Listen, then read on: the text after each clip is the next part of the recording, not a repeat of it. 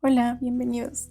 El día de hoy haremos un pequeño quiz sobre sismos para que podamos evaluar nuestros conocimientos sobre el tema e incluso para que podamos aprender más sobre esto, sobre todo si viven en alguna zona altamente sísmica, que puede ser todo México o puede ser cualquier otra parte del mundo, pero sobre todo que internalicemos estos conocimientos y que hagamos conciencia sobre que es muy común que tiemble y tenemos que normalizarlo, pero también ser conscientes de la gravedad de esto y estar listos, ¿no? No subestimarlos, pero tampoco alarmarnos cada vez que escuchemos que hay un sismo. El link al Kahoot se encuentra en la descripción para que si quieren ir haciendo el quiz a la par puedan realizarlo o incluso posteriormente. Así que vamos con la primera.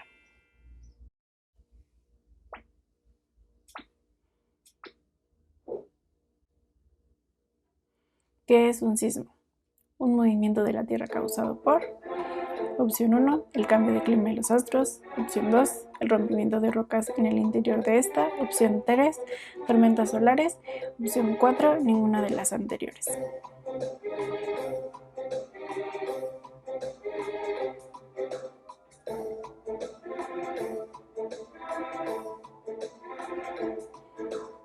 Siete segundos. Y la respuesta correcta es la opción 2, el rompimiento de rocas en el interior de esta. ¿Por qué?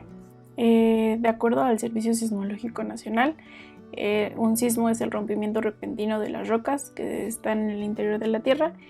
Esta liberación de energía es repentina y se propaga en forma de ondas que provocan el movimiento del terreno. Aquí podemos ver en esta imagen cómo se encuentra el hipocentro, que es ese punto donde se origina el sismo dentro de la Tierra, y el epicentro es el punto proyectado hacia la superficie donde se origina el sismo y cómo se propagan las ondas sísmicas. Entonces la Tierra está compuesta por una capa de rocas que se llama litosfera, y esta litosfera está compuesta por diferentes bloques grandes, como los que se pueden ver en la imagen: placa sudamericana, placa norteamericana, placa del Pacífico, placa de Cocos, etcétera, así alrededor de todo el mundo. ¿Por qué se mueven estas placas? Porque hay una zona, la dorsal oceánica, donde se va produciendo material y se van creando estas placas, lo que hace que al momento de crearse estas placas vayan empujando al resto de las otras placas. Esto se lleva a que estas placas empujen a las demás y entre los límites de estas se generen sismos, porque hay algunas que se meten sobre estas placas, lo que genera sismos. El claro ejemplo es la placa de Cocos, que se mete por debajo de la placa norteamericana, lo que provoca sismos y que hace que frecuentemente esté temblando en la zona sur de México.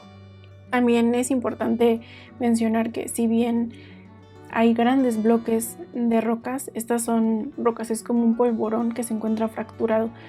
Por eso si te preguntas por qué no nada más tiembla en estos límites de placas, es por eso, porque es un gran polvorón que se puede fracturar continuamente. Si están aplicando presión hacia estas rocas, lo natural es que se fracturen, haya múltiples fracturas y esto eventualmente conduce a que se rompan en determinados lugares que no son estrictamente o no son necesariamente los que colindan con las otras placas tectónicas. Siguiente pregunta: ¿verdadero o falso? La escala Richter nos permite determinar la magnitud de un sismo.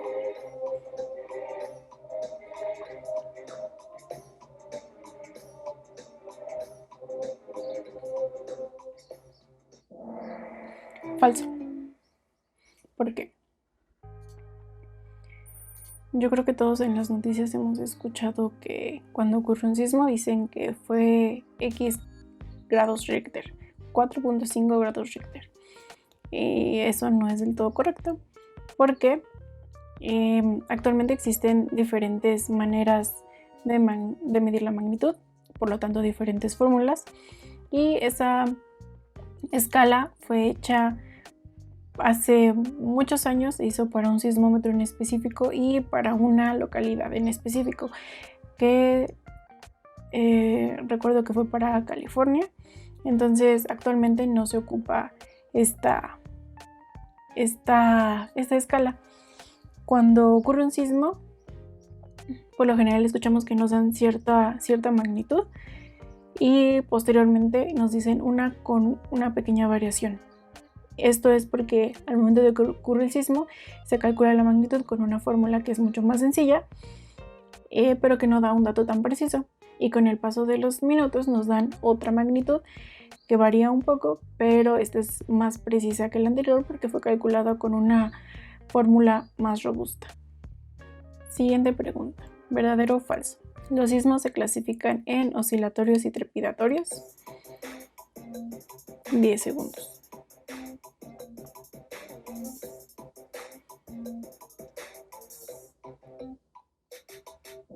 La respuesta es falso.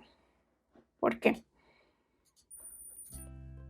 Porque los sismos están compuestos por diferentes tipos de ondas. Cuando ocurre un sismo, hay ondas de cuerpo y ondas superficiales.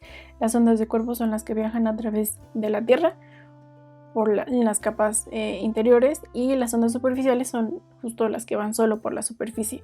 En esta imagen podemos ver estas ondas. Las ondas de cuerpo son clasificadas como primarias y secundarias. La primaria, que es la que vemos en la imagen que llega un poco antes, esa es una imagen del sismograma en la parte superior derecha, es la que llega antes y va en rojo. Posteriormente llega la onda secundaria, que es un poco más lenta. Esta onda solo viaja a través de sólidos, las ondas primarias viajan a través de todos los estados, y posteriormente van las ondas superficiales, que se llaman Love o Rayleigh.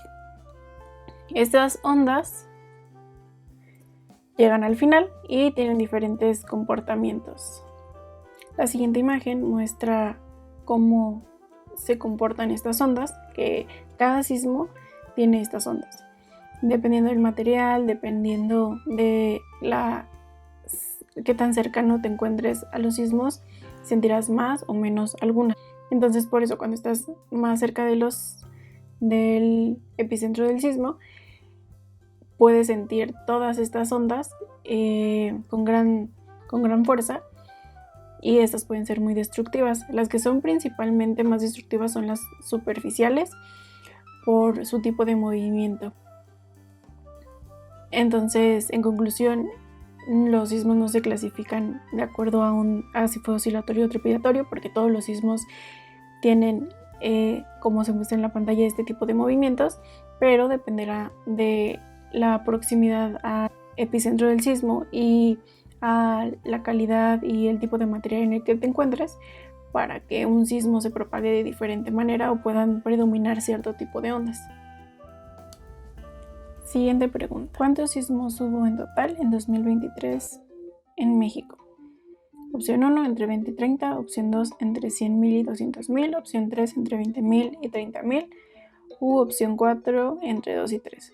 Este es un promedio solamente para ver si tenemos un dato en específico en la cabeza de ocurren tantos sismos al año. A lo mejor solo ocurre una vez al año y fue los sismos grandes, o ocurren muchas veces a lo largo del día. Y la respuesta correcta es entre 20.000 y 30.000. Aquí tenemos un mapa del Servicio Sismológico Nacional en el que nos indican la frecuencia de los sismos y la ubicación de estos.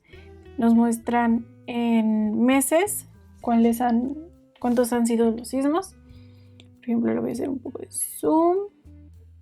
Aquí, en enero hubo 2.122 sismos, en febrero 2.100, en marzo 2.120, y en promedio están cerca de los 2.000. La mayoría de los sismos también aparece la magnitud de estos, menores a 3 o entre 6 y 7, que para el 2023 fue el caso. Nos aparece que la mayoría ocurrió en la brecha de Guerrero, Y en esta otra zona donde también hay una falla, hay un límite de placas. La mayoría ocurren en estos, pero si podemos ver, también hay algunos en estas otras zonas, por lo que les comentaba anteriormente. De acuerdo a estos datos, se registraron 24.205 sismos en 2023, con magnitudes entre 0.6 y 6.5.